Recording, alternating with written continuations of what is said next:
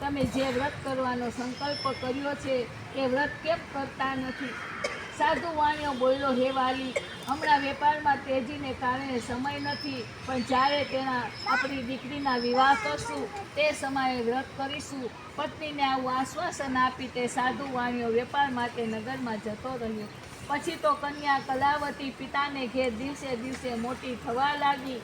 એક વખત પોતાની પુત્રીને બહેનપણીઓ સાથે રમતી જોતા પોતાની પુત્રી ઉંમરલાયક વિવાહ યોગ્ય થઈ ગયેલી જોઈ નગરના પોતાના મિત્રોની સાથે મંત્રણા કરી. પોતાનો ધર્મ જાણનાર સાધુ વાણિયાએ પોતાના દૂતને કહ્યું કે આપણી કન્યાના વિવાહ માટે યોગ્ય મુહૂર્તો શોધી લાવો. તેની આજ્ઞા થતાં દૂતો કાંચન નામના નગરમાં ગયા. તે નગરમાંથી એક વણિયાન પુત્રને લઈ દૂત પાછા ફર્યા. આ સુંદર ગુણવાન અને યુવાન પુત્ર વણિક પુત્રને જોઈ સાધુ વાણિયાએ અત્યંત પ્રસન્નતાથી અને તે વાણિયાએ પોતાના જ્ઞાતિજનો, સંબંધીઓ અને ઇષ્ટ મિત્રોની સાથે રાખી વિધિપૂર્વક પોતાની પુત્રીને કલાવતીના લગ્ન સુંદર યુવાન સાથે વિધિપૂર્વક કરી દીધા. પછી દુર્ભાગ્યને કારણે તે કન્યાના લગ્ન સમયે શ્રી સત્યનારાયણ ભગવાનનું ઉત્તમ વ્રત કરવાનું સાધુ વાણિયો ભૂલી ગયો. તેથી શ્રી સત્યનારાયણ પ્રભુ તેના પર કોપાયમાન થયા. ત્યાર પછી પોતાના વેપારમાં કુશળ અને દીર્ઘદ્રષ્ટિવાળો સાધુ વાણિયો કાળને વશ થયેલ હોવાથી પોતાના જમાઈને સાથે લઈ વેપાર માટે નીકળી પડ્યો. દરિયો પાર કરી સિંધુ નદીની પાસ આવેલા રત્નાસાર નામના નગરમાં સાધુ વાણિયો પોતાના જમાઈ સાથે વેપાર કરવા લાગ્યો. તેઓ બંને જે નગરમાં રહેવા લાગ્યા તે નગર ચંદ્રકેતુ રાજાનું હતું. અહીં બંને વેપાર કરવા લાગ્યા તે વખતે શ્રી સત્યનારાયણ ભગવાને સાધુ વાણિયાને પોતાનો વ્રત કરવાની પ્રતિજ્ઞા ભંગ થયેલો જોઈ તેને શાપ દીધો કે તને મહાન દારૂણ અને કઠિન દુઃખ પ્રાપ્ત થાય. આ પછી એક દિવસ તો રાજા ચંદ્રકેતુના ખજાનામાંથી ચોરી કરી ત્યાંથી છૂટ્યો. દસે દિશામાં સિપાહીઓ દોડી મૂક્યા. આ બાજુ એવું બન્યું કે ધન ચોરીને ચોર જ્યાં બંને વણિકો સૂતા હતા સાધુ વાણિયોને તેના જમાઈ ત્યાં આવ્યો. પોતાની પાછળ રાજાના સિપાહીઓને રાજદૂતો દોડતા આવતા જોઈ ભયભીત ચિત્તે તે ચોરે ચોરી કરેલું ધન ત્યાં જ મૂકી દીધું. સાધુ વાણિયો અને તેના જમાઈ જ્યાં સૂતા હતા ત્યાં નાખી જલ્દી નાસી ગયો. રાજાના સિપાહીઓ જ્યાં વાણિયા હતા ત્યાં આવ્યા. રાજાનું ચોરાયેલું ધન ત્યાં જોયું. બંને વેપારીઓને પકડી હથકડી નાખી લઈ સિપાહીઓ ચોર પકડાઈ ગયા એમ માની દોડતા રાજા પાસે ગયા. કહેવા લાગ્યા, હે મહારાજ, અમે આ બે ચોરને પકડી લાવ્યા છીએ, હવે તમે આજ્ઞા કરો. આ સાંભળી રાજાએ બહુ વિચાર કર્યા વગર તેમને કેદખાનામાં પૂરવાનું કહ્યું. સિપાહીઓએ બંને દોરડાથી બાંધી બેડીઓ પહેરાવી અને મોટા મજબૂત કેદખાનામાં બંને પૂરી દીધા. શ્રી સત્યનારાયણ ભગવાનની માયાને કારણે કોઈએ પણ તે વણિક પુત્રનું સાંભળ્યું નહીં અને ચંદ્રકેતુ રાજાએ તેને બંનેઓને પાસેથી જે કાંઈ દ્રવ્ય હતું તે બધું ધન આંચકી લીધું.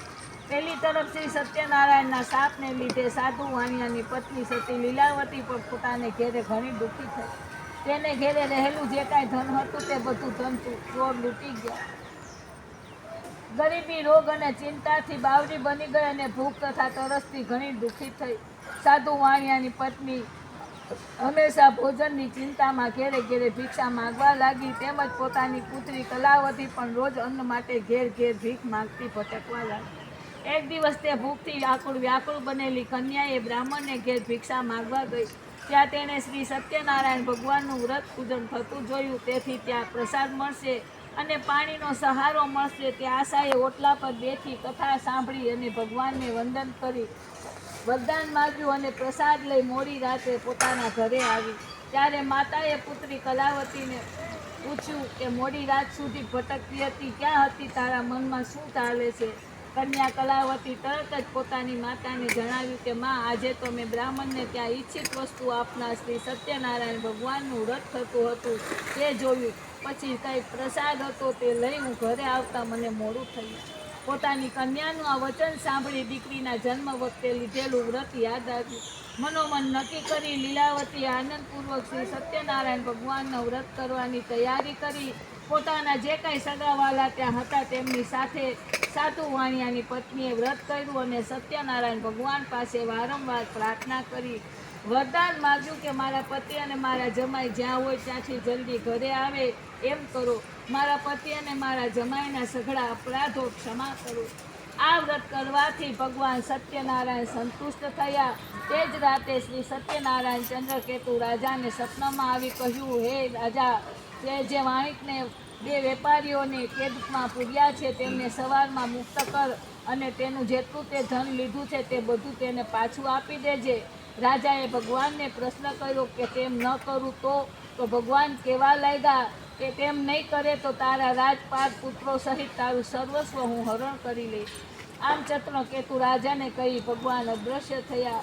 પછી સવારમાં ઉઠી રાજાએ પોતાની સભા બોલાવી તથા પોતાના સ્વજનોને બોલાવી અને તેઓએ સભામાં બેસી સ્વપ્નની બધી વાત કહી સંભળાવી અને બંને બંદીવાન વણિકપુત્રોને કેદખાનામાંથી તરત મુક્ત કરવા સિપાહીઓને આજ્ઞા આપી.